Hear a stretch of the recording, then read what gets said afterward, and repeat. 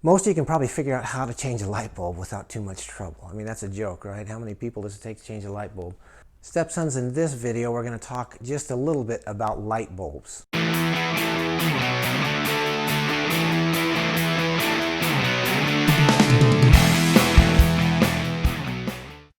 Old light bulbs like this, incandescents, you just unscrew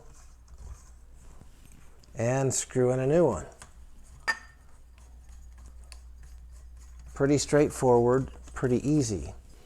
But most of these are being replaced because these are less energy efficient with bulbs like this.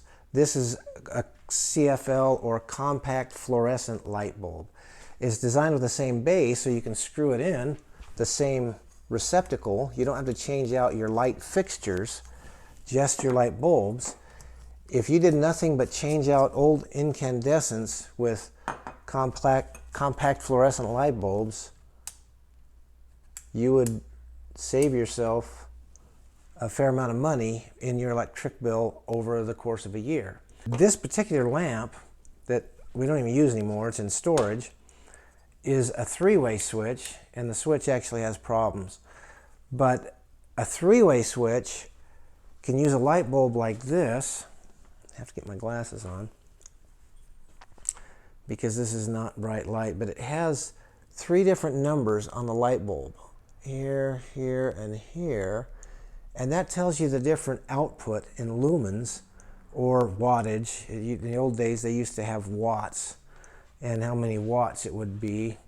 Like, in fact, on the boxes you can see here, it's still how many 60 watt output. That's the equivalent from the old time. Light is actually measured in lumens, but this is, everyone got used to saying it's a 60 watt bulb. That meant it was this bright, 100 watt, 40 watt, and so forth. With a compact fluorescent, you can actually get as much light as an old 60 watt incandescent with a compact fluorescent, but at 11 or 12 watts. That's why you save a lot of electricity over the course of the year.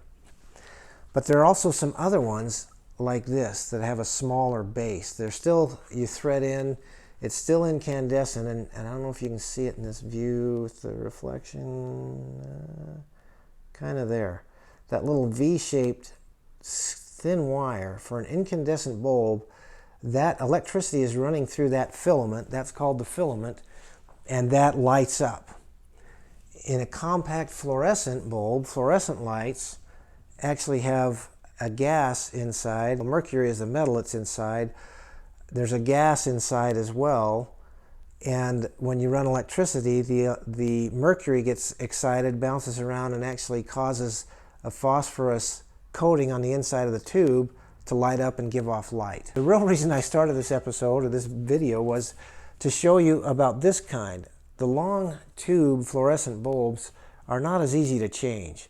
So they have two little prongs on the end, and you have to put them in the fixture, and then they go in, and then you twist them, and then those prongs make contact with the electrical connections and light up. It's still a fluorescent tube, so it still lights up the same way, with mercury being excited by the current going through the gas on the inside and bouncing off the phosphorescent coating on the outside, well, the inside of the surface of the glass, and giving off light. So let me show you how to change this one, because this one's a little trickier than just screwing them in. So the trick with this is you got to line these two pins up with the slot. Actually, the biggest trick with this is you got to do two ends at once. So get this one. Actually, let me start down here. I'm going to do this one. Slide it in this. And then take this one, slide it into that end, and then once you've got them in, you rotate it till that, I don't know if you heard that click. Now it's in, now it's lit up. He's giving him his what every boy needs to know about being a man speech. All right, stepsons, I hope you learned something that you didn't know about light bulbs in this short episode. Tell me in the comments what you learned that you didn't know about light bulbs. All right? Just humor me, and that way I'll know that you got some value out of this. In every video, I want you to get two messages. The first one is that you can still grow up successfully into manhood even though your dad's not in your daily life. And the second one is your stepdad loves you. I'll see you in the next video. That was a good speech.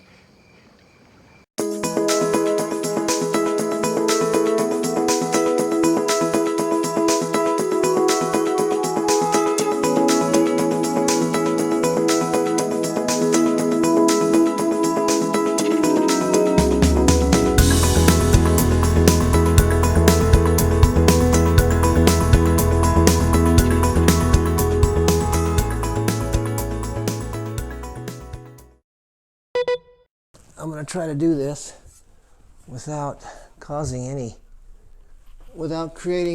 outtakes. Oh, got my glasses on. But always remember the two messages I want you to get out of every message. Out of every message. Two messages out of every message. How do you get two out of one? It's a bargain of the decade. I had an idea. I think I almost got that done without any outtakes. So that's a good thing.